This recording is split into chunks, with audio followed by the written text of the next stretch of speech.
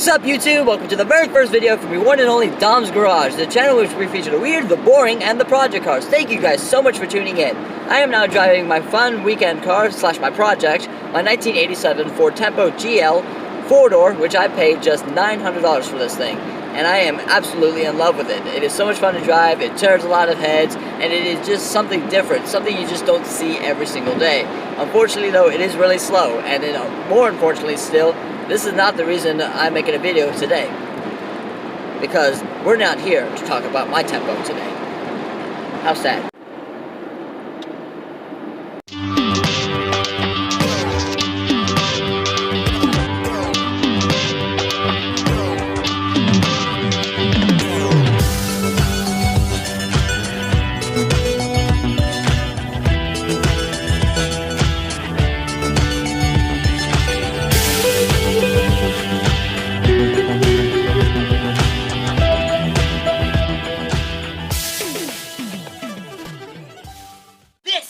My 2009 Kia Rio LX. This is my daily driver.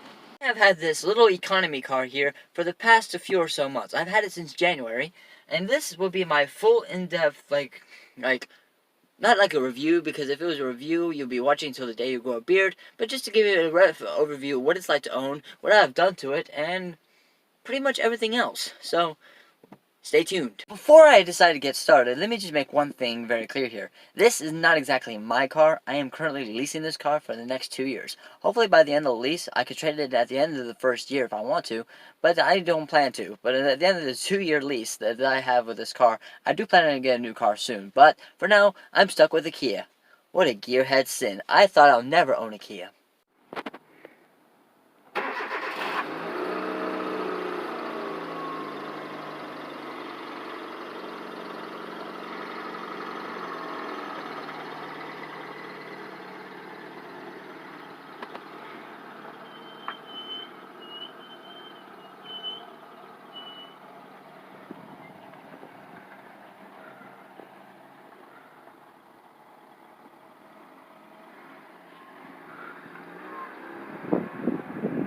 Living in a small village with a population of less than 10,000 people, I can honestly say that this Kia Rio is by far the most perfect car for any small town, such as my town for instance. It's small, it's maneuverable, and it's dead easy to park. I mean, it's by far the easiest car to park there is. And to be honest with you, it is by far the most fuel efficient car I've owned. It has an 11.9 gallon fuel tank, and it gives me roughly 33 miles to the gallon. I've been driving it to and from work, I've been using it to go do errands, and despite the whole coronavirus outbreak, it has been just absolutely impeccable, because all the car repair shops around me are still closed. And to be fairly honest with you, my commute to work is not exactly what you call small. It's roughly 14 miles from my house to work, and it's 14 miles back home again, so it better be reliable. I put around 6,000 miles on this car since I got it back in January, and overall it's just been absolutely impeccable.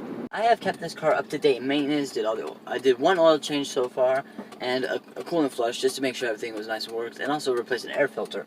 In terms of parts I had to replace though, in terms of like the big expensive stuff, the only thing I really had to do to this car was I had to replace a hub assembly and a wheel bearing. That cost me $400 out of my pocket because I didn't get it serviced at the place the dealership recommended, and therefore I was charged the maximum price. But at the same time, I'm glad I got it done and they put brand new parts. The only problem was it took 6 hours to complete. And to be 100% honest with you, it's been far more reliable than this. Is it an overgrown Smurf testicle? Oh, it's a Nissan Versa. I should have known that. In terms of the Kia's trunk space, as you can see, it's got plenty of room for all of your precious cargo. Hey! Shut up in there. Very precious cargo. And if all your precious cargo, without the hay, suddenly disappear, as you can see, you can fit just the smallest things in there, and even the biggest thing. Take a look at that motherfucker, it's huge! You can fit in there with ease. Perfect. Inside my Rio, it is simply a book. By a book, I mean it is 50 shades of gray in here. It is gray dashboard, gray radio, gray steering wheel, gray door pockets, door panels, gray exercisers. Let's see here. Gray this, gray that. In fact, the only thing I could see in this car that's not gray is the background around the instrument cluster. But in terms of standard features, though, this car is absolutely like it seems like it's fully loaded despite having crank windows, but it's fairly well equipped despite being near a base level car. I got air conditioning that blows nice and cold, which is nice because that turd over there does not. Let's see here. I got a Sirius satellite XM radio, which works beautifully. It sounds awesome, especially when my girlfriend plays her obnoxious music on the sound system. Let's see here. I got a CD player. I got a lot. I got intermittent wipers. There's a few things missing here. I got keep fit windows.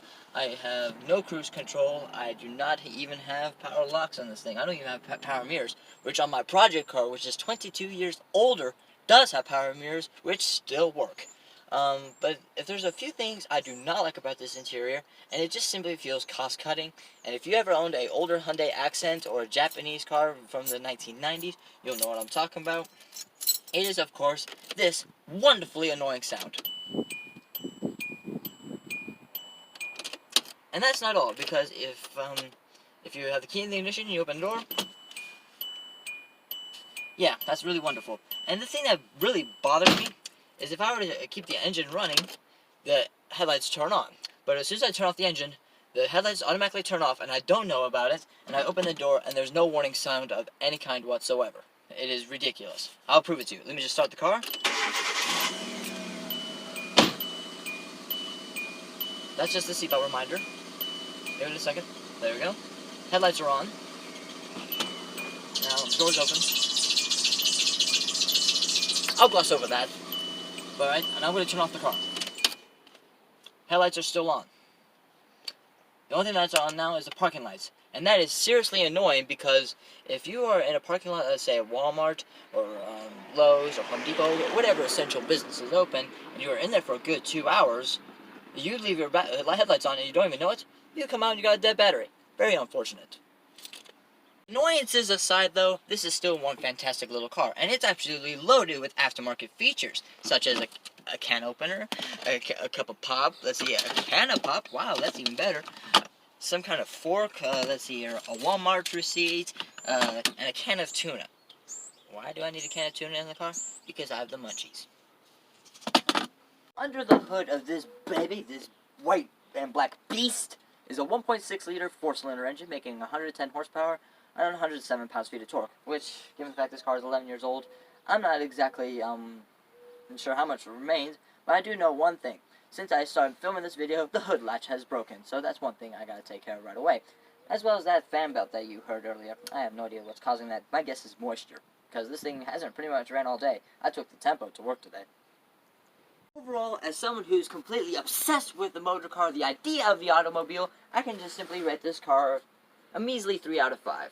Not because it's bad, it's not a bad car by any means, it is just simply as dull as can be. I like a car that's fun, I like a car that's definitely not boring, which this car is about as boring as can be. In fact, it feels like I just got it from Enterprise or something like that. But the thing is just so dull. It's white, it's got the grayest interior, but overall it's been dead reliable, and that means more to me than anything else.